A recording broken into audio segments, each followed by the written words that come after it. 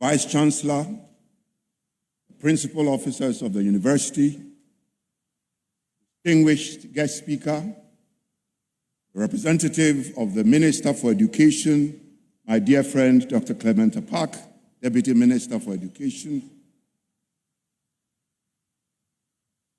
staff of the university, students, ladies and gentlemen. You all agree with me that we've had a very academic lecture by Dr. Samuel Granting Pipim, clearly indicating the failures of our educational system and highlighting some of the new developments that are coming up. And we had a passionate exposure by PLO Lumumba. Thank you very much. For me, as an avowed Nkrumahist, I stand tall today. And this is a gentleman from Kenya, Stoling. That is why they said a prophet is not honored in his own country. Ghana is 68 years. And yet, I don't believe any of the universities have a course on Kwame Nkrumah. Go to Stanford University, they run programs on Kwame Nkrumah. 16 of Kwame Nkrumah's books are not mandatory reading in any university in this country. And we believe we're going to go forward.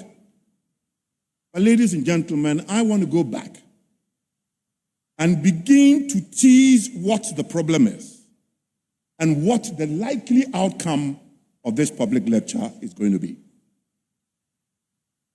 Research abounds that children born should be educated at home with their mother tongue and in school with their mother tongue. The research even says that up to probably the age of 8, and therefore in Ghana's school system, class 1 at 6, 7, 8. Class 3, you start introducing English as a second language. What that does for you is that every word that the child knows in the mother language immediately gets translated into English. If I ask all of you here, what is your vocabulary? All right? What numbers can you give me? This morning in the conference room, I said that in 2002 or 2001, when the Kufuor government came in, the first Minister for Education was Professor Christopher Ameyaw-Kumfi. I met him, and he comes from a tradition that believes that English should be the medium of training right from, age 1. So I said my primary school teacher's vocabulary was 40. And 40 included 2-letter words and 3-letter words. How much of that was he going to hand over to me? Let me be charitable, 27 is to it, but that does not make English language. The other thing I want to say is that if I ask how many of you lived with your grandparents, there'll be a lot of silence in this room. Unfortunately, in our culture, if you're old and poor, you're a witch or a wizard. And families today shun the company of grandparents. But that is where the knowledge is. And I would say that good old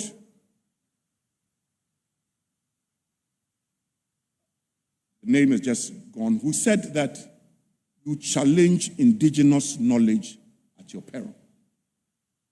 Indigenous knowledge is knowledge. This is Dr. Okuampofo.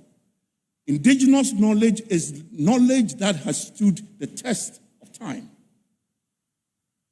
If you learn from your grandparents, the stories you're told is about heroes and heroines in your culture. That is how you build confidence. You don't build confidence by learning somebody's heroes and heroines. They don't look anything like you. But here we are. Many people never met their grandparents, never shunned their grandparents, never learned the heroes and heroines of their cultures. Many of us have very interesting stories to tell. And yet, in this country, reading is virtually nil. There are university students who are graduating who have never read a book from page 1 to the end, particularly if it is not in their subject area.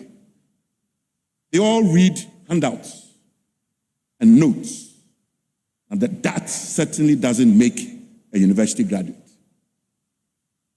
At least in every semester, there should be compulsory reading material.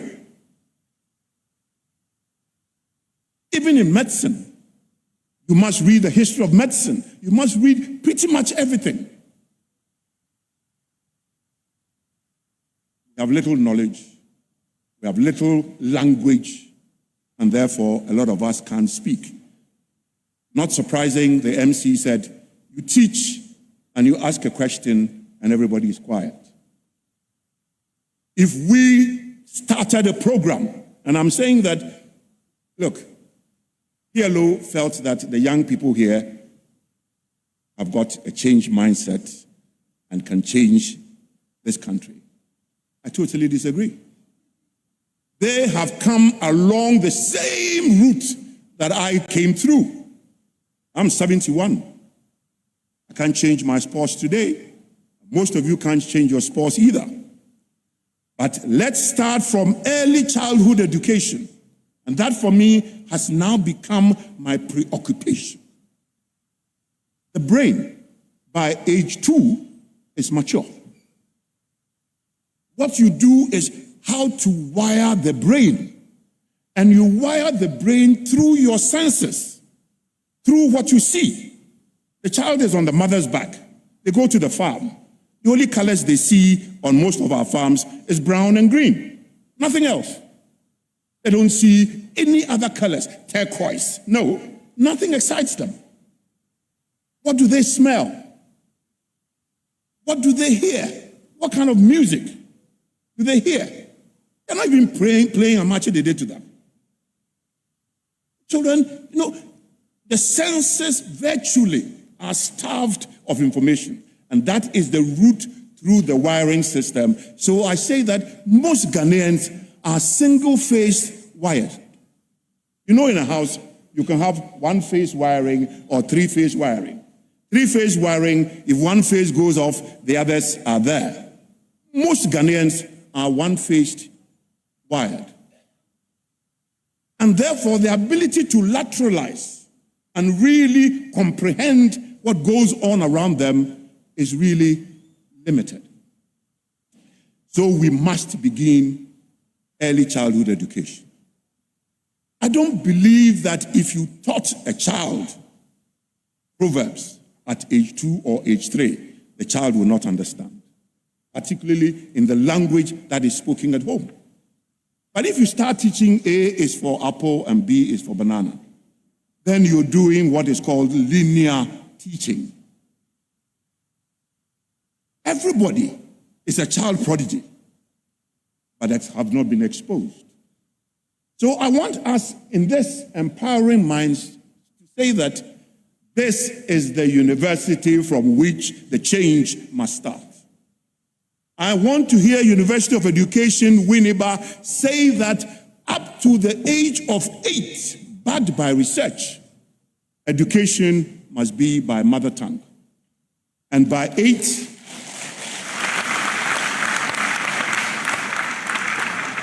English as a second language should be introduced in class 3, primary 3. That is when English should be.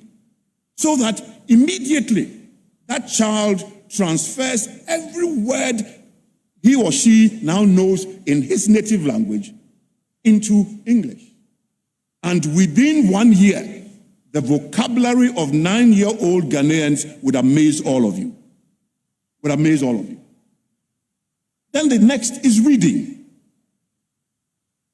If people cannot read about people who have been successful in their culture, in their country, and even beyond, they don't build the confidence. And reading is virtually almost imbibing somebody else, knowledge. So if you don't read, you know nothing.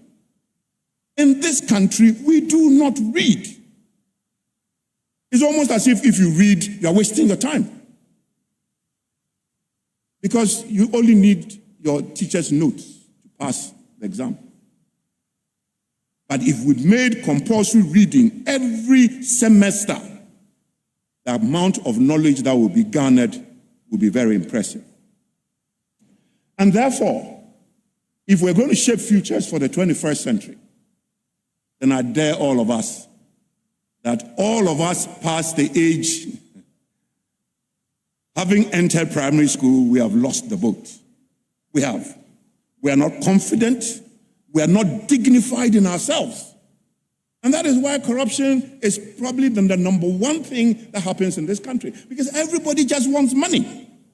Money is the only currency that an uncultured, an unvalued human being wants.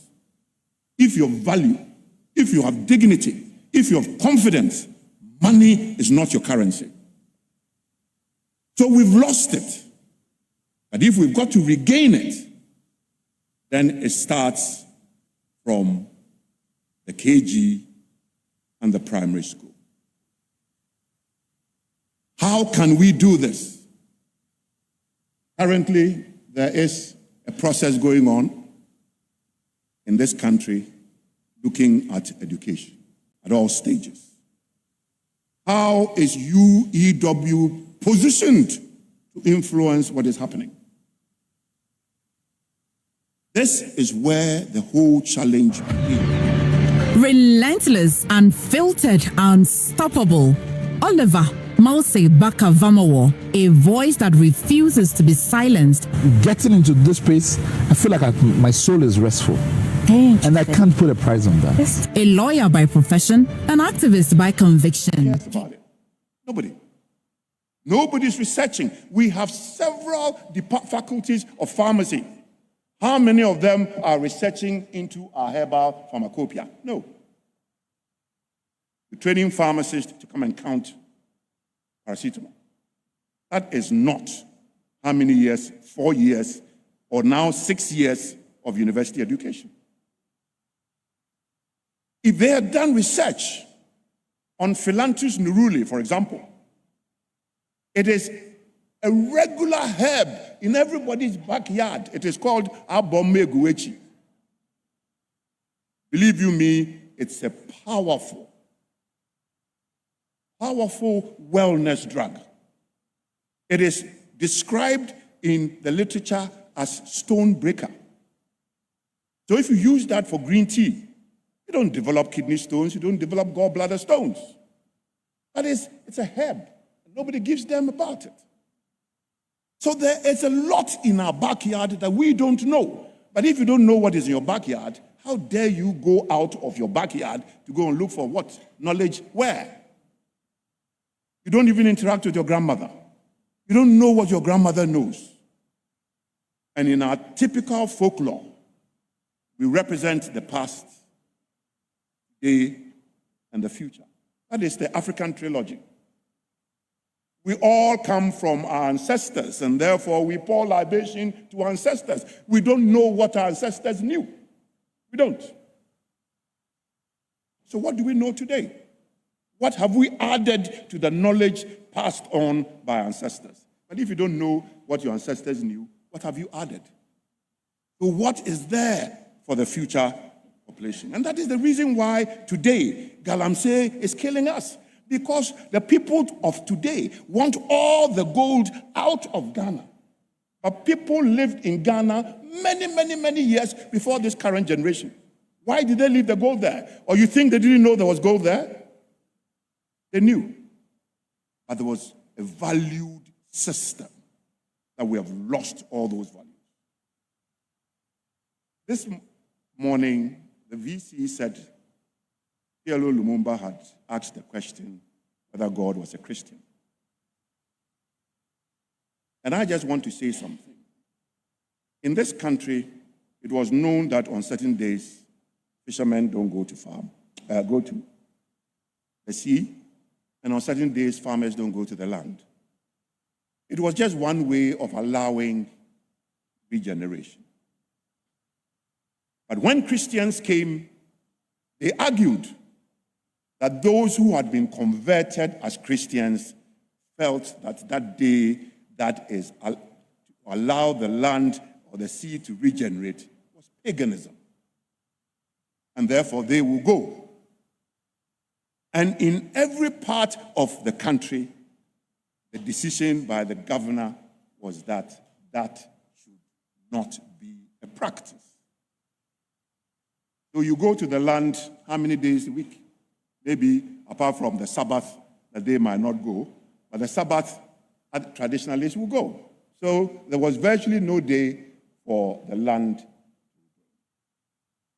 We have an opportunity. The opportunity is that let us break from our past. It is not a feeble-lettered, little language graduate who is going to change the world. It is a confident, dignified human being with values, who know what the ancestors knew, who is prepared to add on and guarantee the future. That is the confident African that we want to step out to go and compete. But we've lost it. All of us, some of us went out and trained. Of course, in the classroom, if it is knowledge there, we're if not better.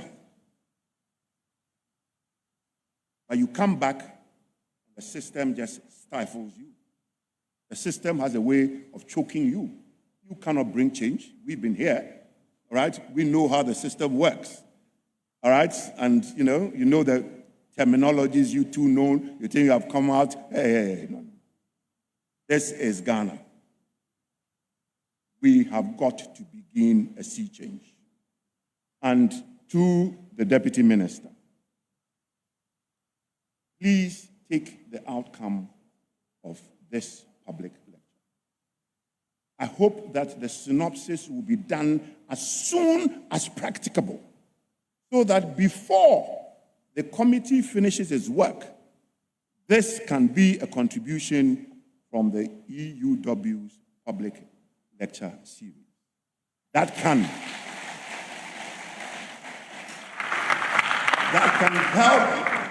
help reform education. Just last week, Emeritus Professor Akosa gave a lecture to memorialize Ekweadonko and his whole philosophy. And I did a full graphic article on Ekweadonko. And I did that to spite educated women in this country. That with all your education, nobody's prepared to stand tall and say that I will fight to become the president of this country. Nobody. You are waiting to be made running mates. No. How many women, Ekweadonko, an illiterate woman who never had the opportunity to go to school? Was that her fault? Was that her fault? No. And yet, she was derided by women just because they didn't have the guts, despite all your education and all your PhDs and all your whatever. And in saying that, Emeritus Akosa said, currently everywhere you go, there is simultaneous translation. So why do we empower only people who can speak English into our parliament? And when a member of parliament cannot express him or herself, what happens? Derided. But if there was simultaneous translation, the person will be speaking ever and is being translated into English or Twi or whatever. Any international conference, you must have simultaneous translators. We have so many, colleges of languages, and all of them can be trained as translators to work in Parliament, to work in most of our conferences. So this conference, for example, there could be simultaneous translation into Twi, into Ewe, into Ga, for those who are not erudite in the English language. We do damage to ourselves, and somehow we expect that we will progress. Progress is an inclusivity. All right? Robert Dussay said, you people who've gone to school, you think wisdom is in the classroom. No. Wisdom is most certainly not in the classroom. It isn't. That is why we say there's a fie jansan and there's school jansan. In other words, there is sense in the home and there's sense in classroom. And don't think that because somebody hasn't gone to school, that person ain't get no sense. The person is loaded with wisdom. Are we prepared to learn from them? No, because we're better than them. And that is the reason why we are floundering. And unfortunately, we are retrogressing because we've lost our value system. We are not confident. We are not dignified. We cannot express ourselves very, very well. And if you cannot, everything else stays in your head. We live in a country where dreams do not materialize. You can be an entrepreneur in this country, you will be suffocated. That is the system. They tell us, all of you, you should be creating jobs. Create jobs where? In this country? My God, where is the finance? Where is anything? Where is anything? Nobody is prepared to help anybody. Everybody is prepared to help themselves. And I know Honorable is here, but let me say something. Last Friday, Parliament gave to every parliamentarian 200,000 as Get Fund project and gave them an additional 150,000 to monitor projects. There is nowhere in this world that you are giving 75% of what you are giving to monitor projects. No, nowhere. Parliamentarians all kept quiet. They got the money. They got their ex gratia. They got their car loan. Boom, that's it. These are the people's representatives. And meanwhile, the people are choking to death. The people are choking to death. So please, our representatives, look back. Think about us. Think about us.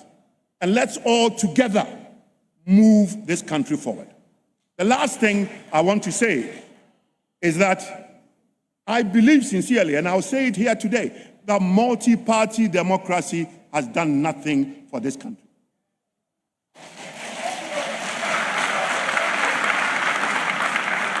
Since 1992, the only beneficiaries of the system is the political class. The professional class, the working class, the underclass have all been totally marginalized. It's as if you live in this country, your sense is not respected. But that does not develop a country. We must be prepared to harvest the intellectual might of this country to progress this country. So, ladies and gentlemen, I believe and I share in Pierre Lumumba's statement that the change starts now. The change, let's say the change starts with the new educational system and the relevance of our local language in our educational system. And let me say that let's disabuse our minds that our grandparents are witches and wizards. They gave birth to you, they nurtured you, and today, because you've gone to school, you turn around and say they are witches. What you have lost is what your ancestors knew and your ability to add onto it. That has been one of the tragedies of our modern Ghana. We can correct it, and let's correct it now. I wish you all the best. Thank you.